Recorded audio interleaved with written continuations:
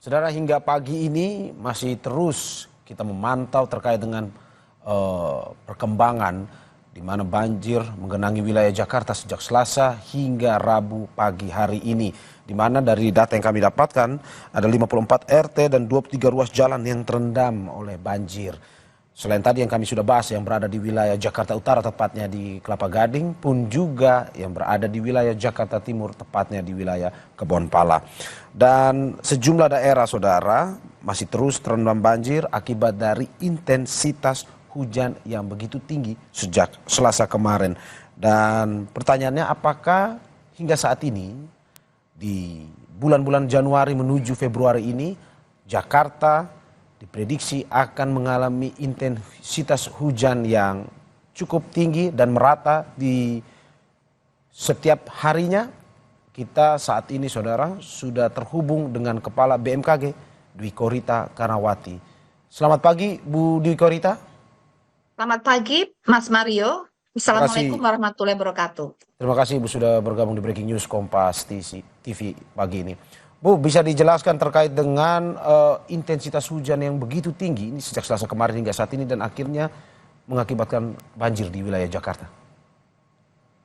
Baik, jadi sebetulnya kami BMKG sudah mengantisipasi bersama Pemprov DKI itu sejak akhir November awal Desember untuk menghadapi curah hujan intensitas tinggi sampai ekstrim di wilayah Jakarta ya. Nah, apa yang membuat kami bersiaga sejak awal Desember? Karena sejak awal Desember hingga saat ini ada beberapa fenomena atmosfer yang terjadi secara bersamaan dan mengakibatkan saling menguatkan atau terjadinya amplifikasi pembentukan awan-awan hujan. Yaitu yang pertama adalah fenomena masuknya monsun Asia ke wilayah Indonesia yang membawa massa udara lembab atau basah ya dalam jumlah yang besar. Dan saat ini di Jakarta sedang memasuki puncaknya sehingga intensitas dari monsun Asia ini menguat. Makin menguat. Kemudian bersamaan terjadinya dengan anomali iklim global, yaitu fenomena La Nina lemak yang berdampak pada peningkatan curah hujan dapat mencapai 20%. Ini akibat meningginya Samudra Pasifik bagian tengah timur. Kemudian bersamaan juga dengan masuknya Madden-Julian Oscillation atau gerombolan awan-awan hujan yang bergerak dari Samudra Hindia, tepatnya terbentuk di timur Afrika, kemudian melintasi Khatulistiwa menuju Pasifik, tapi saat ini sedang melewati wilayah Jawa dan sekitarnya, sehingga terjadilah penambahan pembentukan awan hujan dan peningkatan curah hujan. Satu lagi yang juga sangat signifikan terjadinya bersamaan dengan seruak udara dingin yang bertiup dari arah dataran tinggi Siberia. Indeksnya ini menguat saat ini, terutama kemarin itu menguat dan berdampak pada peningkatan curah hujan di wilayah selatan barat Indonesia. Seperti itu, apalagi juga terjadi gelombang ekuator, Kelvin dan Rossby, dan juga terjadi sirkulasi siklonik di beberapa wilayah Indonesia, ya, antara lain di Selat Karimata, Laut Halmahera, Laut Arafuru, hingga Samudra Hindia Selatan Jawa. Semuanya itu saling mengamplifikasi, menguatkan, maka terjadilah curah hujan yang lebat hingga ekstrim. Dan itu kami antisipasi sejak awal Desember. Sehingga sebenarnya pemerintah DKI itu relatif sudah siaga sejak awal Desember untuk menghadapi kali ini. Demikian. Oke Bu, tadi Bu mengatakan terkait dengan puncaknya saat ini. Kalau bisa dijelaskan berapa lama atau akan berlangsung berapa lama puncaknya Bu? Apakah memang Januari hingga Februari akhir atau bagaimana sebenarnya? Diprediksi mulai Januari dan bisa berlanjut sampai Februari. Insya Allah Februari akhir sudah melemah. Oke, apakah intensitasnya akan seperti hari Selasa kemarin, Bu, dengan curah hujan yang begitu tinggi dan juga berlangsung lama? Eh, Umumnya setelah berlangsung selama ya 1 sampai 3 hari begitu, trennya mulai melemah, kemudian nanti selang beberapa saat, beberapa hari hingga beberapa minggu akan menguat lagi. Kenapa demikian? Karena fenomena-fenomena yang saya sebut tadi, seperti Madden-Julian Oscillation, kemudian juga seruakan udara dingin. Nah, ini merupakan fenomena yang ada siklus baliknya, ada pengulangannya.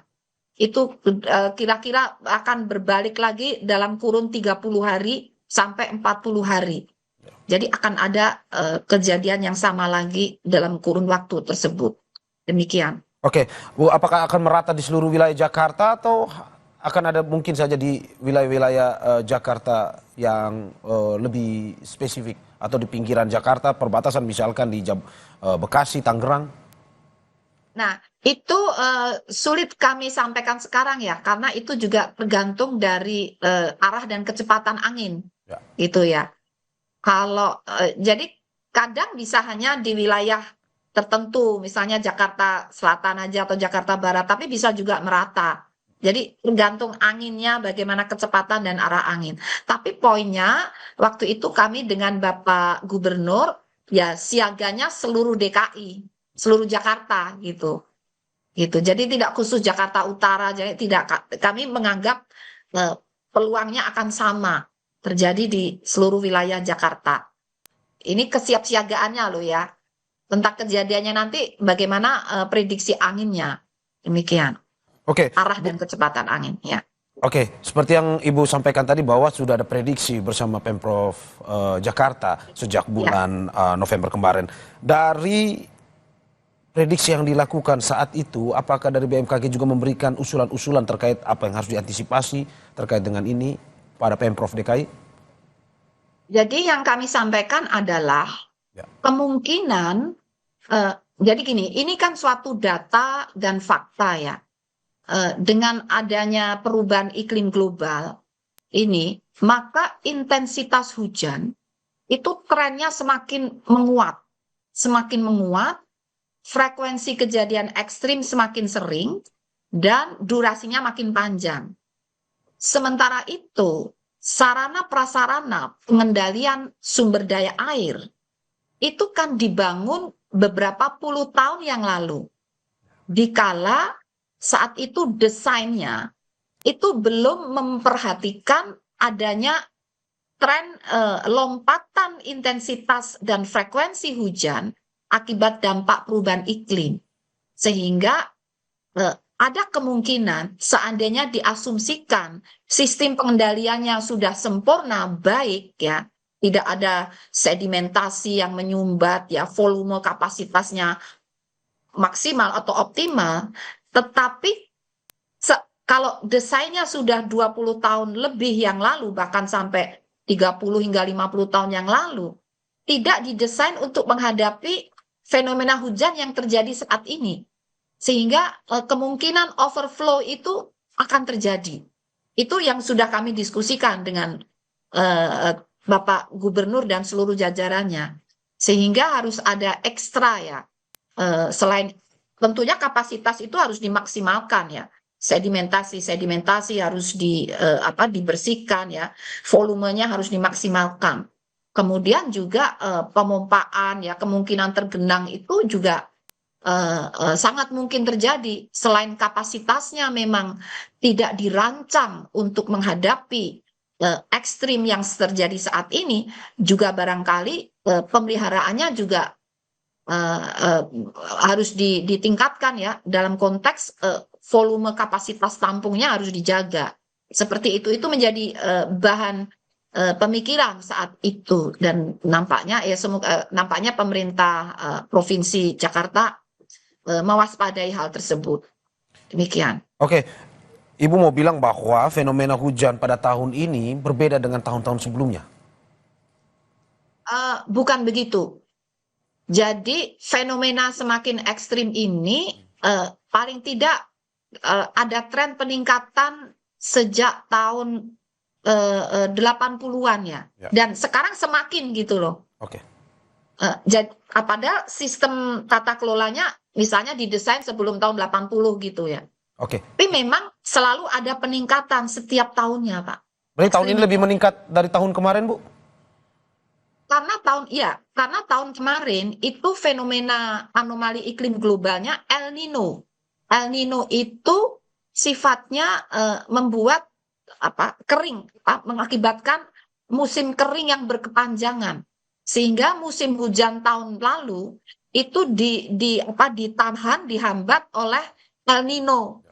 Kalau sekarang kan La Nina itu malah menambah curah hujan. Tapi tahun lalu itu curah hujan menjadi menurun karena fenomena iklim globalnya adalah El Nino yang sifatnya kering.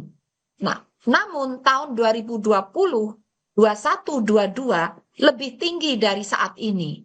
Karena saat itu 3 tahun berturut-turut terjadi La Nina moderat.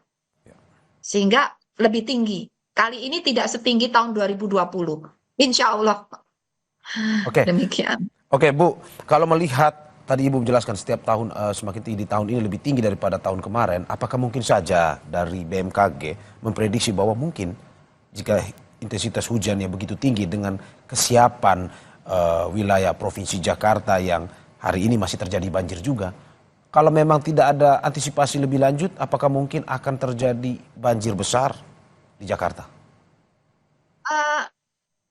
Kalau sekali ini insya Allah tidak sekuat 2020. Oke. Karena 2020 La Ninanya La Nina moderat. La Nina itu tadi fenomena iklim, anomali iklim global yang mengakibatkan peningkatan curah hujan. Ya. Tahun 2020 peningkatan curah hujan yang terjadi akibat La Nina moderat itu bisa sampai 70 hingga 100%. Ya. Kali ini 20%. Ini secara teori ya. Insya Allah secara teori. Ya. Namun kalau kapasitas tampungan atau resapan air sudah sangat berkurang, meskipun curah hujannya seandainya tidak selebat tahun 2020, tapi kalau kapasitasnya semakin berkurang, itu ya dampaknya bisa kurang lebih sama. Jadi juga tergantung lingkungan dan bagaimana sistem drainase sungai-sungainya, apakah sudah penuh sedimen sehingga volume tampungannya kan tidak bisa optimal itu. Jadi juga tergantung hal tersebut. Oke, dari Bu Dwi sendiri melihat hari ini masih terjadi banjir di beberapa wilayah di Jakarta, hampir seluruhnya. Apakah menurut Bu Dwi kesiapan Pemprov Jakarta itu sudah siap? Ini terutama menghadapi jika pada akhirnya terjadi atau fenomena hujan yang lebih tinggi lagi intensitasnya. Sebetulnya kalau kami melihat langsung ya, itu sebetulnya Pemprov itu sudah siaga sejak lama. Tapi sekali lagi, kesiapsiagaan itu apakah sudah ditopang dengan sarana prasarana yang memadai? Itu poinnya. Sehingga solusi jalan pintasnya ya, kalau kira-kira kapasitas tampungannya memang sudah tidak mampu seandainya untuk mengendalikan ya, itu sistem peringatan dini yang diperkuat. Yang penting masyarakat, rakyatnya itu selamat.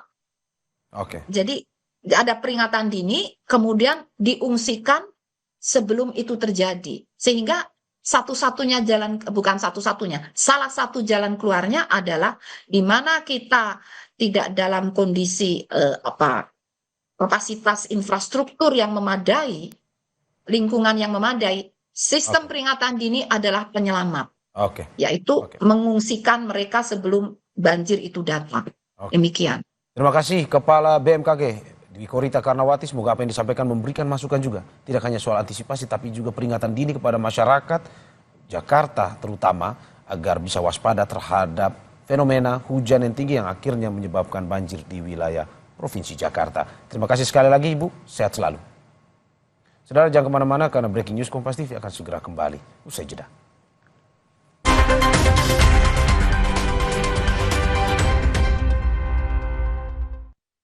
Suatu hari sekeluarga nonton TV, tiba-tiba tembok rembes, plafon netes. Nippon Elastex 3-in-1 siap beresin dengan teknologi Hydroplex. Pasti beres pakai Nippon Elastex.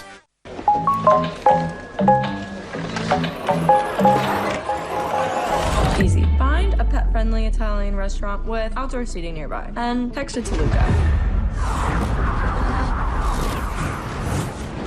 Find it real quick. Send it to the quick. This is sick. Samsung Galaxy S25 series. Kunjungi toko terdekat dan pre-order sekarang. Aku approve. Melindungi lebih dari 8 tahun. Aku approve. Aku approve. Aku approve.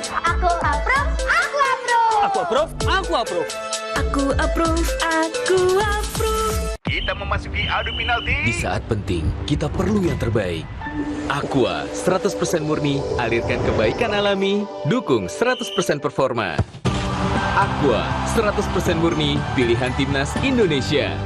Suatu hari sekeluarga nonton TV, tiba-tiba tembok rembes, plafon netes. Nippon Elastex 3-in-1 siap beresin dengan teknologi Hydroplex. Pasti beres pakai Nippon Elastex.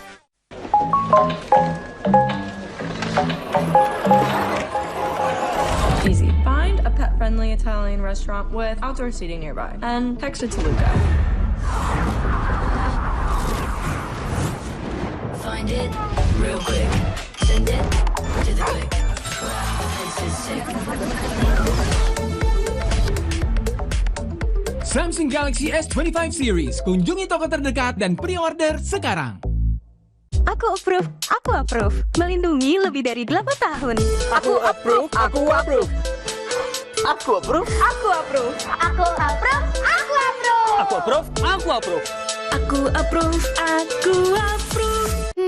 Bosen nih. Diputar, dijilat, dan dicelupin. Selezat Oreo, selembut cake. Oreo soft cake baru. Serunya ngemil bareng si kecil. Nippon Elastex 3-in-1 dengan teknologi Hydroplex, perlindungan lebih maksimal, gampang meresap ke pori-pori tembok, daya sebarnya luas. Pasti beres pakai Nippon Elastex.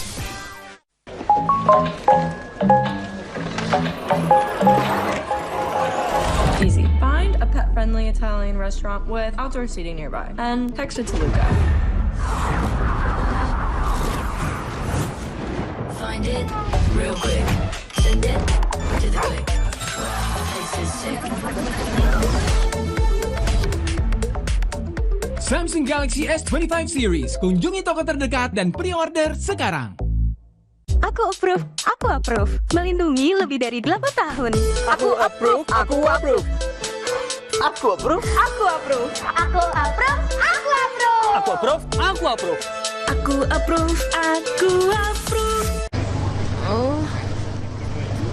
Ambeien, minum Ambeven. Sehari 3 kali 2 kapsul dari ekstrak alami membantu meringankan gejala Ambeien. Atasi Ambeien dengan Ambeven. Diproduksi oleh Medicon. Nippon Elastex 3-in-1 dengan teknologi Hydroplex, perlindungan lebih maksimal, gampang meresap ke pori-pori tembok, daya sebarnya luas. Pasti beres pakai Nippon Elastex.